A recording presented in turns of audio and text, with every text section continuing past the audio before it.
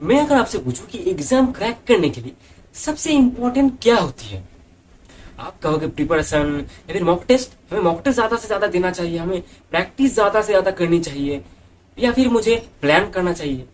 लेकिन अगर आपने इस चीज का ध्यान नहीं रखा तो आप कभी भी एग्जाम क्रैक कर नहीं सकते। दोस्तों, इस पॉइंट का नाम है डिफाइन योर सोर्स। दोस्तों, आज हम बात करेंगे कि आपको किस तरह से अपना सोर्स जो है वो डिफाइन करना चाहिए।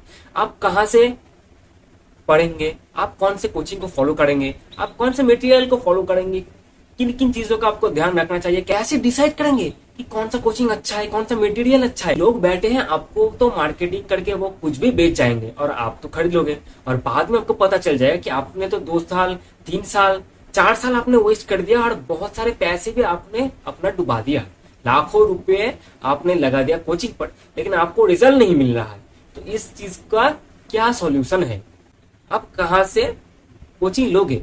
क्योंकि आपने अगर गलत कोचिंग सेंटर ज्वाइन कर दिया, कोचिंग सेंटर सब 19-20 का ही फर्क होता है ज्यादातर, लेकिन आपके लिए कौन सा सही होगा ये आपको चूज करना पड़ेगा। सही कोचिंग सेंटर चूज करने के लिए आपको किन किन चीजों का ध्यान रखना चाहिए।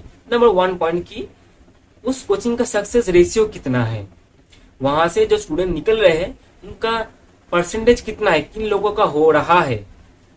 दूसरा बात आता है कि वहां के टीचर्स कैसे हैं। अगर आप कोई एक टीचर्स की वजह से उस कोचिंग को ज्वाइन कर लेते हो तो वो तो एक टीचर आपको नहीं पढ़ाएंगे, बहुत सारे टीचर्स पढ़ाएंगे। तो कौन कौन से टीचर्स आपको कैसे पढ़ा रहे हैं, उनका पढ़ाने का तरीका, टीचर्स के साथ स्टूडेंट्स का इंटरेक्शन कैसा है, डाउट्स कितने पूछे जाते हैं और सॉल्व कितने किए जाते हैं, उनका मॉक टेस्ट कितने लिए जाते हैं, डीपीपीस का लेवल कितना है, एग्जाम से कितना मिलता जुलता है, कितना वीकली टेस्ट है, मंथली टेस्ट है। बहुत सारी चीजें आपको ध्यान में रखनी पड़ेगी। उसके साथ साथ आपको मनी का भी ध्यान रखना पड़ेगा, क्योंकि ज्यादा से ज्यादा स्टूडेंट इंडिया के जो है वो मिडिल क्लास के ही है। तो आपको इसका एनालिसिस करना पड़ेगा। अगर आप लोन रहे हो 4-5 लाख का और या फिर 2 लाख का और एक कोचिंग सेंटर ज्वाइन कर रहे हो और आपको रिजल्ट नहीं मिला, ये तो बहुत ही एक दुख की बात है ना।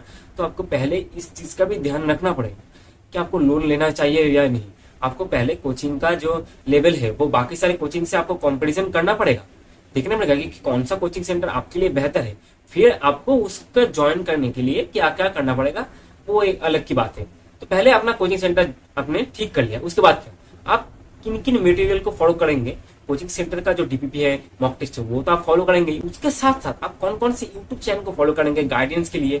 आप ज्यादा से ज्यादा 1 या 2 सोर्स को ही फॉलो कर सकते हैं। उससे ज्यादा सोर्स अगर आपने फॉलो कर लिया तो आप बाद में कॉन्फ्यूज हो जाएंगे। मानिए कि मैंने बहुत सारे सोर्सेस को फॉलो किया, तो ये सोर्स इस तरह से कह रहा है, ये सोर्स इस तरह से कह रहा है, और वो टीचर्स तो और वो भैया कुछ और ही तरह से बात कर रहे हैं, उनका पढ़ने का तरीका अलग है। आपको पहले जो टीचर्स का स्टाइल है, आपको कौन सा टीचर का स्टाइल अच्छा लग रहा है, ये आपको पहले देखना पड़ेगा। उन टीचर्स का एक्सपीरियंस एंड नॉलेज कितना है, उन टीचर्स का जो क्वालिफिकेशंस कितना है, एंड उसके साथ साथ आप यूट्यूब के साथ साथ जो टेलीग्राम पर चैनल है, फ्री चैनल पर बहुत सारे नोट्स मिलते हैं। बहुत सारे भैया वो अपना नोट्स जो हैंड रिटन नोट्स है या फिर बहुत सारे नोट्स वो डालते रहते हैं, आप अगर खोजेंगे तो आपको मिल जाएगा। तो इन सारे चैनल्स को आप फॉलो करना चाहते हैं तो किन किन चैनल्स को आप फॉलो कर सकते हैं, ये सारी चीजों को आपको पहले ही देखना पड़ेगा और उनको फॉलो करने लग जाइए। आपके लिए कौन सा कोचिंग सेंटर बेहतर होगा, इसके ऊपर मैंने एक वीडियो बना रखा है, अगर आप उस वीडियो को देखना चाहते हैं तो देख सकते हैं। लेकिन इस टॉपिक पर मैं आपको यही चीज बार बार दोहराना चाहता हूं कि आपको पहले अपना सोर्स डिफाइन करना पड़ेगा। एग्जाम प्रिपरेशन से भी पहले आपको इन चीजों का ध्यान में रखना पड़ेगा। एग्जाम को पहले देखिए, पहले एग्जाम को एनालाइज कीजिए, उसके बाद आप इस पॉइंट पर आइए कि आपको कौन से सोर्सेस को फॉलो करना है, ये आपको डिफाइन करना पड़ेगा। आप उनको फॉलो करने लग जाइए उसके बाद। और उसके बाद थर्ड पॉइंट जो आता है कि शेड्यूल कैसे बनाना है, इसके ऊपर मैं अलग से वीडियो बना दूंगा कि आपको कैसे शेड्यूल बनाना है, अच्छे से एक टाइम टेबल कैसे बनाए कि आपको एग्जाम क्रैक करने में आसानी हो। तो इसके ऊपर मैं एक डिटेल में बाद में वीडियो बना दूंगा। अगर आपको ये वीडियो अच्छा लगा तो सब्सक्राइब एंड शेयर जरूर कीजिएगा। मिलते हैं अगली वीडियो में, तब तक के लिए धन्यवाद।